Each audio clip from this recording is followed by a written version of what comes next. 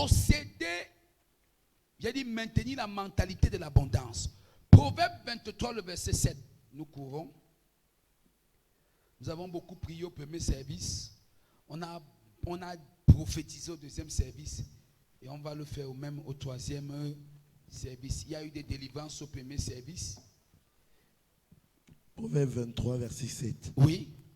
Car il est comme les pensées de son âme. Car il est comme les pensées de son âme, oui. Mange et bois. Mange et bois. Te dira-t-il. Te dira-t-il. Mais son cœur n'est point avec toi. Mais son cœur n'est point avec toi. La Bible dit qu'il est tel les pensées de son âme. Ça veut dire quoi? La mentalité de la prospérité. La mentalité de la prospérité, nous sommes ensemble. On se comprend très bien. C'est penser prospérité. Tel tu es dans ton âme, telles seront les choses autour de toi. Tu dois maintenir la mentalité de quelqu'un qui est prospère. Alléluia. Est-ce que je prêchais ici là? Regarde-toi toi-même. Tu es sûr que ce que je dis là, tu entends ça bien. Maintiens la mentalité de la prospérité. Être riche n'est pas une affaire de posséder l'argent. Nous sommes ensemble. Mais c'est une affaire de la mentalité financière. Je répète encore. Être riche, c'est quoi? Ne pas posséder l'argent, mais c'est posséder une mentalité financière. Tu ne peux pas exceller si ta mentalité voit différemment, on est ensemble, de ce que tu désires. Désirer, c'est important, mais avoir la mentalité, c'est plus important. Donc, un homme qui veut prospérer doit maintenir la mentalité de l'abondance. Il doit être dans son âme, ne doit pas vaciller par rapport à ce qu'il désire. Suivez-moi très bien. Je désire que Dieu me bénisse. Je désire que mes affaires prospèrent. Je désire ceci, mais ce n'est pas parce que même si j'arrive le jour là au marché, je n'ai vendu aucun habit. On est ensemble. Je n'ai vendu aucun article. Ça ne doit rien bouger de la mentalité que je possède concernant l'abondance. Ne pas vendre n'est pas synonyme de ne pas être dans l'abondance. Oh, tu allais croire que tu allais dire amen à ça. C'est ta mentalité qui a la capacité de conduire vers toi les possessions divines. C'est ta mentalité qui canalise dans ta vie ce que Dieu veut te donner. C'est ta mentalité qui irrigue vers toi, on est ensemble, le flot de l'abondance financière. C'est ta mentalité. Est-ce que je prêche dans ces salles? J'ai constaté que tous ceux qui font des grands exploits ont une mentalité noyée dans la révélation des Écritures. Une mentalité noyée dans la conviction de ce qu'ils veulent. Oh, je ne savais pas que je prêche ici là. Je vais partir d'ici. Je vais aller. Peut-être je vais aller à la cité de quelque chose d'autre. Nous sommes ensemble. Dis un amen qui me plaît. Non, je sens que c'est vrai. Je sens que c'est plutôt comme je vais aller en Kouabana. C'est vraiment vrai. Je vais partir une fois. Amen. On est dans cette salle. Donc, il doit avoir une... Tout ce que vous voyez manifester l'abondance dans leur vie, c'est une mentalité qu'ils possèdent. Alléluia. J'ai un ami prophète, l'autre jour on causait, il m'a dit, il y a une seule chose que quand je te regarde, je demande à Dieu. Il m'a dit, il y a une seule chose, homme de Dieu. C'est pas possible. Il me dit, comment je peux faire pour être comme toi à ce stade-ci? Que tu es même bien habillé, tout est là. Même si tu n'as pas, on ne sait jamais que tu n'as pas. Même quand il y a les challenges, on ne connaît pas. Tu es toujours là, zen. On est ensemble. Sans problème. Il me dit, c'est la seule chose. Que quand je te regarde, les autres choses, c'est bon. Mais l'autre ici, là, c'est ça que je veux. Mais tu fais comment? Il te regarde toujours. Tu fais comment? C'est une mentalité. C'est tout, il n'y a pas de choses. C'est quoi? Les mamans, je les ai développées. J'ai développé cette main. Ça ne tombe pas du ciel, c'est un travail. Tu es conscient. Oh, tu n'as pas, mais tu ne parles pas discours manquement. ne parles pas discours impossible. Est-ce que je prêche dans cette salle? C'est même quand tu manques que tu dis, je sais que toute chose est possible. Je sais que je vais faire ça. C'est que tu n'as pas, mais tu dis, je sais que je vais faire ça. Je sais que je vais réaliser. Je sais que je vais accomplir. Alors que tu n'as pas. C'est cette mentalité. C'est même alors quand je n'ai pas son l'argent dans la poche, tu vois comment elle fait. Si tu m'as remarqué, si tu me vois marcher, tu vas te rendre compte que je parle en route seul. C'est vrai. Je parle toujours quand je marche seul. Et les gens ont remarqué ça. Je sais que quelqu'un m'a dit, pasteur, il y a quoi? Quand il part, tu m'entends tout. En fait, c'est que je parle à mon esprit. Quand tu me vois marcher, on s'est dit, Seigneur, toujours en train de parler. Toujours en train de parler. Je parle à qui? À mon esprit, à mon homme. C'est pour ça que l'apôtre Paul dit que tu dois être fortifié dans ton homme intérieur. Tu sais que c'est difficile à adversité, mais tu donnes un langage différent de ce que tes yeux voient. Il y a le langage des yeux, il y a le langage de ton cœur. Ça ne va pas. Dis à ton voisin, ça va au nom de Jésus. Ce n'est pas possible. Dis, c'est possible au nom de Jésus. Tu vas le faire au nom de Jésus. Qu'est-ce que tu parles? Quelle est ta mentalité? Oh non, le business si est difficile. Ce n'est pas difficile, c'est possible au nom de Jésus. Oh, ça paille.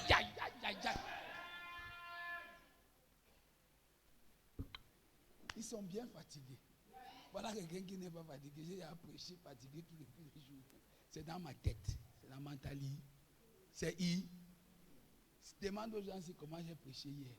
Jusqu'à quelle heure j'ai fini. Tu me vois, ça ressemble à quelqu'un qui n'a même pas dormi 2 heures de temps. C'est dans ta tête. Ta mentalité. Non, vraiment. Je ne sais pas comment on va faire dans ce Cameroun. Le Cameroun est vraiment, mon frère, le Cameroun n'est pas difficile. Ce n'est pas difficile. Encore et encore. Il t'a dit que si tu me déposes au carrefour, tu connais le mot qu'il va te dire. Il va te dire que avant que tu n'arrives, tu vas me trouver sorti dans une autre voiture. C'est ma mentalité. C'est tout. Quelle est la mentalité que tu as? Si tu veux vivre l'abondance. Vraiment, je suis né dans une famille où les gens n'arrivaient pas à réussir. Ça, c'est quelle mentalité, ça? Amen. Il dit, tel tu es. On est ensemble. Tel tu es, telle est ton âme. Maintenant, quelles sont les pensées qui animent ton âme? Quelle est la mentalité qui t'anime? Même ta manière de t'habiller est une mentalité qui prouve ce que tu crois. Si parce que tu as les difficultés, tu cesses de bien t'habiller, ça veut dire que tu dis aux difficultés, on est ensemble, c'est mieux que chaque fois que vous venez, je sois comme je suis là. Dis-leur que quel que soit ce que vous faites, ça ne change pas mon mode, on est ensemble, de faire. Ça ne change pas mon style d'agir. Ça ne change pas, on est ensemble, ma manière de m'habiller. Je ne me laisse rien s'écouler sur moi à cause des difficultés. C'est la mentalité.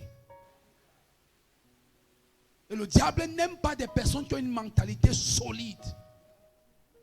Il y a des gens qui ont une mentalité toujours abandonnée, toujours à lâcher prise, toujours à reculer quand ça ne va pas. Tu n'iras jamais nulle part. La vie n'est pas pour des gens qui ont une mentalité à reculer. La vie n'est pas pour des gens qui ont une mentalité abandonnée. La vie n'est pas pour des gens qui disent que ce n'est pas possible. Parce que même le dehors déjà dit que ce n'est pas possible. Le dehors même te dit que ce n'est pas possible. Une fois que tu agresses ça, c'est fini.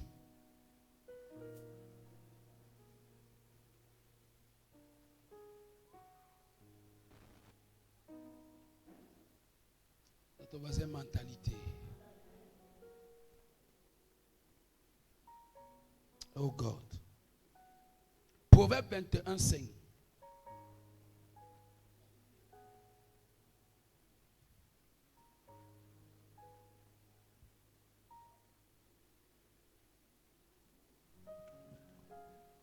Proverbe 21, 5. Proverbe 21, verset 5. Les projets de l'homme diligent ne mènent qu'à l'abondance. Mais celui qui agit avec précipitation n'arrive qu'à la disette. Donc, les projets de l'homme diligent, ça veut dire que quelqu'un qui décide de faire de son mieux, ça veut dire qu'il n'est pas précipité. Parce que la précipitation est le résultat de la crainte, de la peur. Tu te dis, c'est mieux que je fais vite pour que mes amis ne me laissent pas Qui comprend un peu ce que j'explique? Oh non, comme vraiment, ils ont regardé, comme j'ai appris que ma copine a construit, c'est mieux que moi aussi, je fais aussi quand même quelque chose. Tu commences à rassembler vite, tu te précipites, tu montes un truc, rien qu'une bonne tornade pendant 2 saisons jette ça par terre. Pourquoi tu te précipites? Ça veut dire que la bonne mentalité, c'est qui est certain, c'est l'arrivée et non pas les mouvements de maintenant. Et tu vas poliment, avec une mentalité de bien faire, avec une mentalité de est-ce qu'il amène à ça? Même si ça me prendra du temps, le plus important, c'est que c'est ma vie. Ce n'est pas la vie d'une autre personne. Il faut changer la mentalité. La plupart de nous, nous sommes influencés par la mentalité, ce que les autres sont autour de nous. Tu pouvais mieux faire. Mais parce que tu voulais aussi qu'on entende que tu as une maison. Tu es parti prendre 2 papins, tu as mis comme ça, tu as mis la toiture. Amen. Au lieu d'aller doucement. Après, ça fait comme la Bible dit que si l'oiseau passe même seulement au-dessus. Voilà beaucoup de gens. Prends le temps. Fais bien. Dis amen à ça. Ton amen ne me plaît pas ici.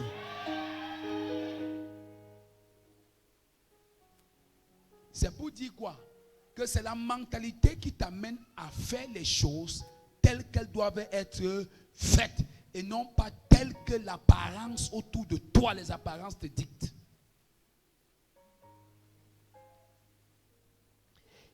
Éphésiens 3, le verset 20 dit quoi?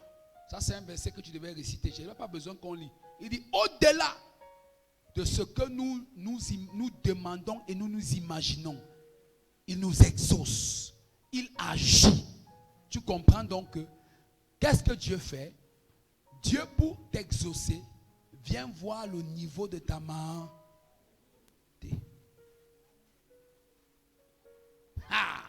Bon, imagine que toi, ta mentalité voit seulement que ce que tu vas faire, c'est un immeuble. Et Dieu doit t'utiliser, doit agir au-delà de ta mentalité. Ça veut dire que si tu avais vu comme l'immeuble, Dieu va venir en mettre ça encore en gratte-ciel. Ouais, c'est pour moi ce que je prêche aujourd'hui.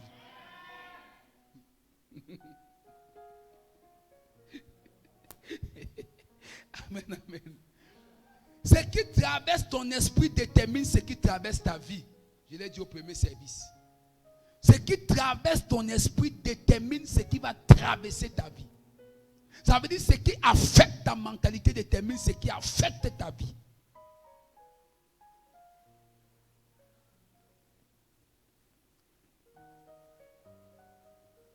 Ton image détermine ton avenir. Ton image détermine ton avenir. Ça veut dire l'image qui traverse ton esprit détermine ton avenir. Quelles sont les images qui traversent ton esprit? Les images d'impossibilité. Regardez, regardez quelque chose. Il y a 3 niveaux, suivez-moi très bien. Il y a 3 niveaux dans la prière. Il y a l'école primaire de la prière. Il y a l'école secondaire de la prière. Et il y a l'université de la prière.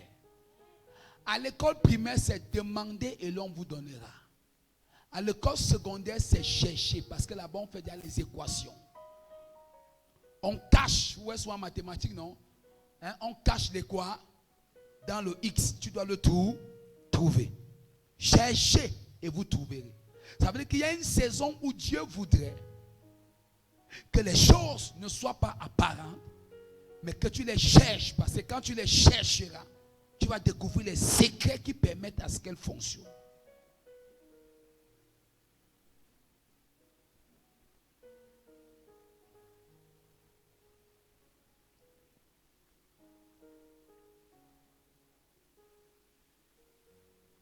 Ta mentalité détermine ta réalité. Ta mentalité détermine ta réalité. La réalité des choses autour de ta vie est rattachée au type de mentalité que tu as. Et je prie pour toi que Dieu révolutionne ta mentalité au nom de Jésus. Ton amen est trop calme.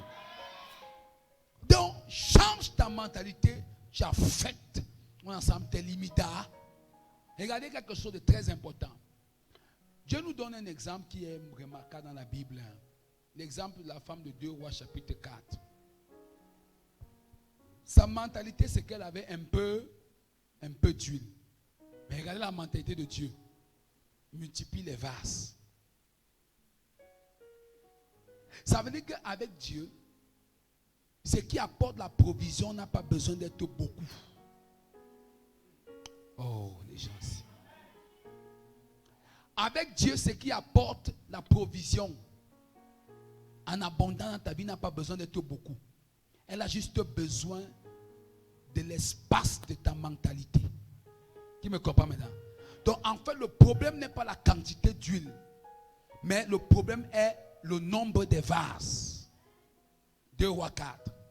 Ça veut dire, plus tu as les vases, peu importe tes possibilités, mais si ta mentalité est grande, tes possibilités vont envahir l'espace de ta mentalité. Donc ça veut dire quoi? Ça veut dire que au départ, les possibilités étaient comme statiques. Mais ta mentalité a rendu élastique les possibilités. C'est pour ça qu'il y avait juste un peu d'huile et qu'il y avait le peu d'huile là, la femme. Elle-même avait un peu d'huile, mais ça ne foutait rien. Le prophète lui dit non. Va multiplier les vases. Ça veut dire, dès qu'elle a pris les vases partout et dès qu'elle mettait ses mains, dès qu'elle baisse sur chaque vase, ça remplit. Donc, jusqu'à ce que les vases ont cessé, l'huile a... Ça veut dire que si tu cesses,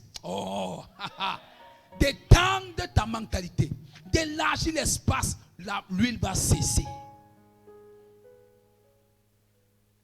Le problème n'est jamais Dieu, frère. Il nous a déjà tout rendu possible en Christ. C'est ta mentalité. Comment est-ce que tu te vois? C'est comment est-ce que tu as. Comment est-ce que tu te regardes au miroir? C'est comment est-ce que les gens vont t'apprécier dehors. Oh, les gens si. Moi là, quand je me mets dans mon miroir, je dis la vérité. Ne parle pas.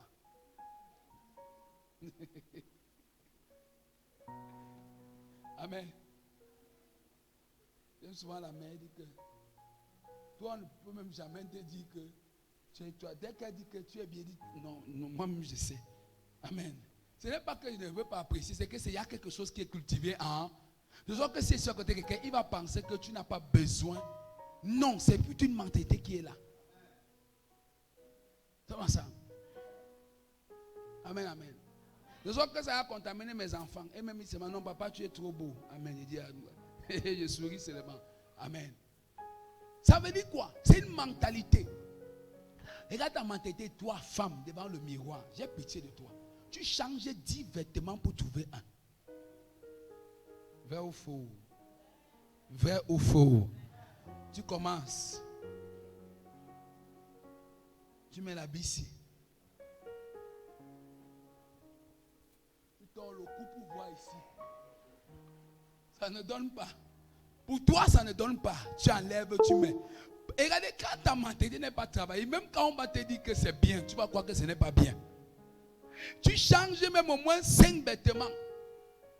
C'est ce que vous faites souvent. Tu changes, non, ça ne donne pas. Ça donne. Et regardez ce qui est pas. Vous savez votre problème. Même le passant, même ta voisine, c'est elle qui te dit si c'est bien. Tu vois un peu la mentalité que tu as là. Donc tu mets ce que tu n'es même pas sûr de toi. Tu sors, tu dis que, hé Marco, regarde un peu, comment tu penses? Elle aussi animée d'un démon de jalousie qui attendait ça depuis. Ça ne donne même pas, hein, ça ne donne pas. Amen. Alors que c'est bien. Tu rentres encore vite. Voilà, c'est quelqu'un qui a dit comment est ton habillement, tu as jeté. Tu mets l'autre. C'est là où l'autre qui est moche, dit, oh non, au moins ceci, ça va quand même. Et c'est là où tu sors. Ta mentalité. Amen. Frère, même si je suis habillé comment? Tant que j'ai regardé, ça m'a plu. Ça m'a plu. C'est tout. Ça m'a plu. Ça m'a plu. Donc, et c'est même souvent bizarre. Amen. Et vous, les femmes, il faudrait que vous changez ça, cette mentalité.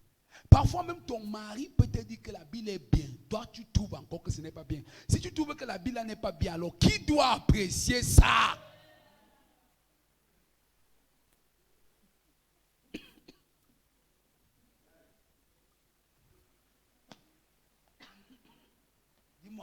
qui devait apprécier ça.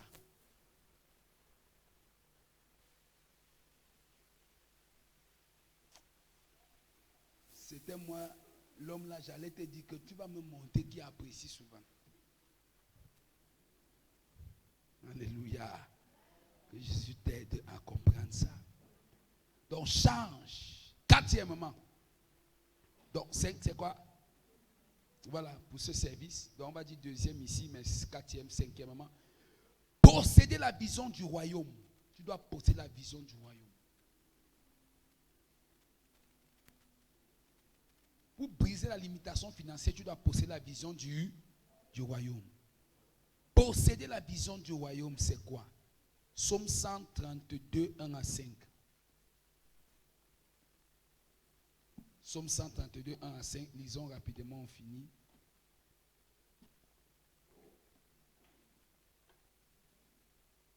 Psaume 132, verset 1 à 5. Oui. Cantique des décrets. Éternel, souviens-toi de David, de toutes ses peines. Il jura à l'Éternel. Il fit ce vœu au puissant de Jacob. Je n'entrerai pas dans la tente où j'habite. Je ne monterai pas sur le lit où je repose. Je ne donnerai ni sommeil à mes yeux, ni assoupissement à mes paupières. Oui. Jusqu'à ce que j'ai trouvé un lieu pour l'Éternel. Voilà David. Il dit que je ne peux pas dormir. Amen. Je ne peux pas me coucher sur un beau lit. On dit que prêche la parole. Prêche la parole. Je ne peux rien faire qui m'amène à mon plaisir, Père, si Dieu n'a pas un endroit bien pour qu'on l'adore. Oh oui. Amen. Il faut souvent dire aux chrétiens que tu comprends, ça c'est la vision du royaume. Quand tu as la vision pour les choses de Dieu, tu vas briser la limitation. Il dit, je ne peux pas dormir à l'aise. Et que la chose de Dieu n'est pas à l'aise. J'ai prêché quelque part, je leur ai dit que moi je suis dépassé des aiguilles de réveil. Qu'est-ce qui se passe? Tu finis de prêcher, tu as enseigné bien la parole, hein? Personne n'a donné la connaître. Après, tu dis que bon, comme la fête, si le père a même fini, tu laisses quand même les gens comme ça. Ils ne vont même pas croire en toi qu'on a invité. Amen. Nous-mêmes, on connaît ça. Certaines choses qu'on moi-même fait souvent quand on t'invite. Toi-même, tu sais que ce que tu fais ici, là, c'est ce que l'homme doit faire. Mais en réalité, même, on a ça. Toi-même, tu sais que c'est toi qui as organisé la délivrance. Là, ce n'est pas venu par l'esprit. Il faut qu'on dise la vérité. Amen. Bam! Je chante à la délivrance. Directement, les gens vous missent. Les gens sont. C'est là où les 5000 sont maintenant. Les gens posent sur l'autel les connexions. Mais dans mon cœur, je dis vraiment, moi-même, si tu veux Dieu, tu vas dire que ça, ce n'est pas bien. Ce n'est pas bien qu'on ait cette mentalité chrétienne. Avec tout l'enseignement, la personne a fait. C'est seulement quand on fait ça. Donc, c'est ça qui libère les gens. Non. Il envoya sa parole. Et elle est. Amen. Maintenant, je leur ai dit que, donc en fait, vous avez à donner les offrandes à les depuis. Donc ça veut dire que s'il n'y avait pas eu la délivrance, vous venez avec l'argent dans les poches. Et vous rentrez avec l'argent dans les poches. Mais vous jetez 500 francs pour Dieu. À partir d'aujourd'hui, je maudis l'esprit de 500. Ça doit aussi, on doit aussi dire esprit de 1000 francs. Esprit de 2000. Esprit de 5000. Dis un amen. Esprit de 10 000. Maintenant, vous voyez l'esprit qui tue l'église pentecôtiste, non? Donc, en fait, ces gens ne peuvent pas naturellement prendre 5000 et donner dans une offrande. Pour qu'il y ait ça, il faut qu'il y ait un petit mouvement. Surtout comme quelqu'un a vomi.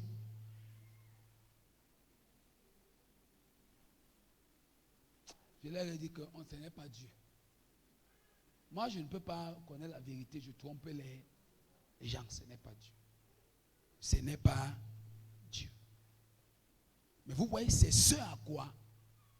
Ça veut dire qu'il n'y a pas la vision du royaume. On n'a pas la vision du royaume. C'est que comme mon intérêt était trouvé dans les quelques mouvements qui s'est créé là, c'est là que je sors pour donner. Frère, c'est dangereux. C'est dangereux. Encore et encore. Quand, un exemple, quand le fils de papa Dieudonné m'a appelé, demandez-lui ce que j'ai dit au téléphone le samedi là. J'ai dit ok, d'accord, papa Dieudonné n'a pas compris, j'ai compris. Dès que j'ai dit j'ai compris, je voulais qu'on se sépare. C'est là que l'Esprit de Dieu me dit jamais. Amen. C'est là où il dit ok, on va prier. La manière de donner au téléphone. Demandez-lui, il dit que Satan, tu sais que c'est quelqu'un qui est engagé pour l'œuvre de Dieu. Première phrase, il est engagé pour l'œuvre de Dieu. Première phrase que j'ai donnée, il est engagé. Enlève ta main rapidement. C'est comme ça. Tu ne peux pas, il faut avoir la vision du royaume. Il ne faut pas seulement non. Ça veut dire que quand on est lancé l'appel de donner pour la cause de Dieu ou pas, tu dois avoir l'art de donner naturellement. C'est la vision du royaume. Qui a eu délivrance ou pas?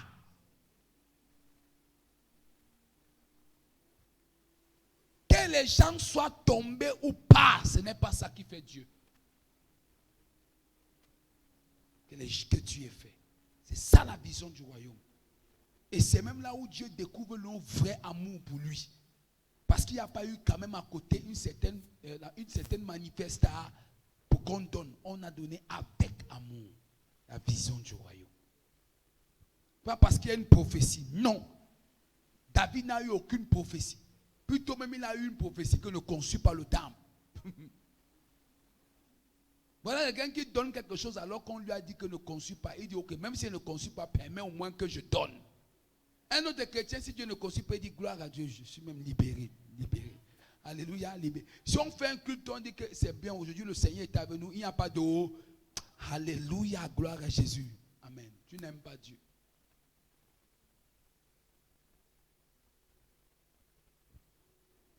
C'est ici que Jésus lui-même est assis au milieu de nous pour écouter sa parole.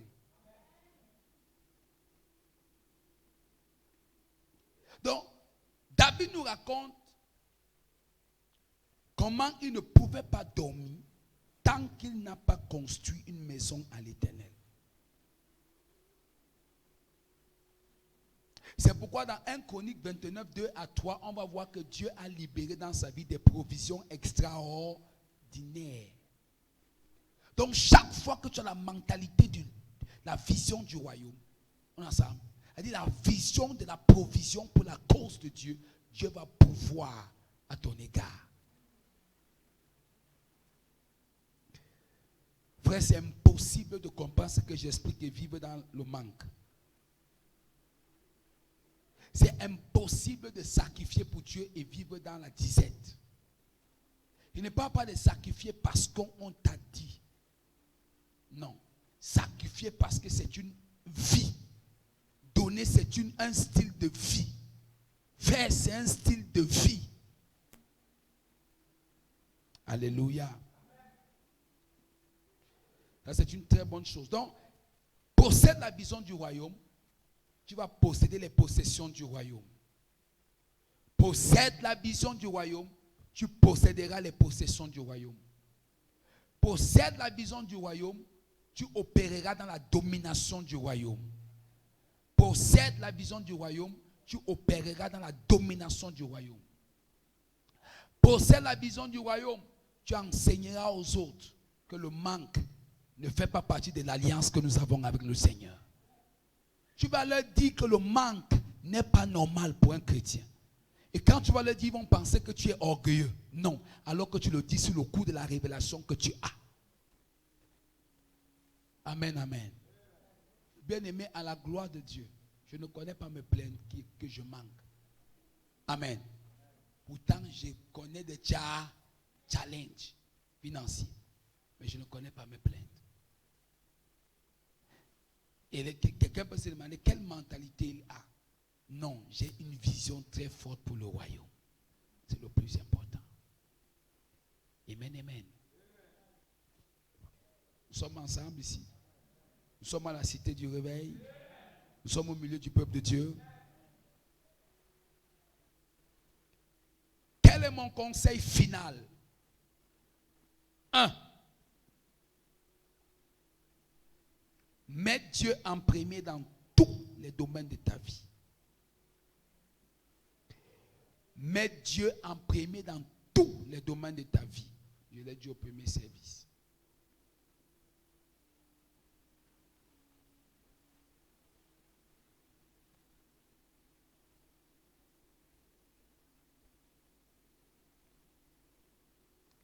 Deuxièmement, que sa volonté oriente toutes tes possessions.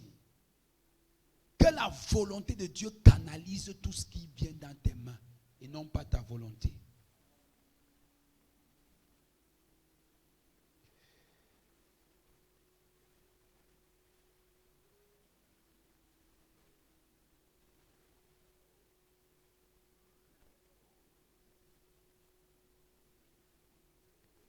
Troisièmement, renouvelle ta mentalité vis-à-vis des finances. Renouvelle ta mentalité ou renouvelle ton intelligence vis-à-vis des finances. Et enfin,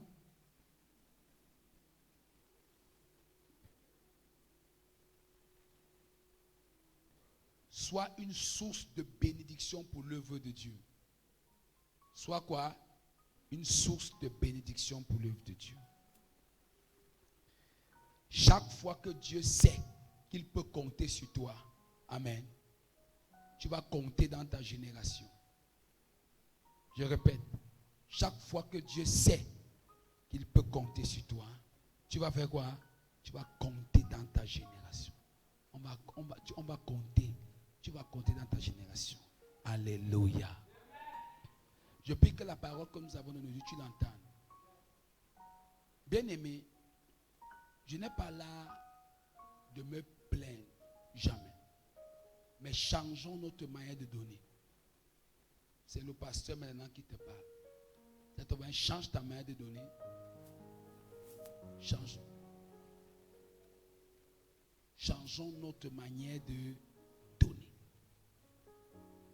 Changeons notre manière de donner. Donnons. La Bible dit que les Macédoniens ont donné malgré leur pauvreté. La Bible dit extrême pauvreté.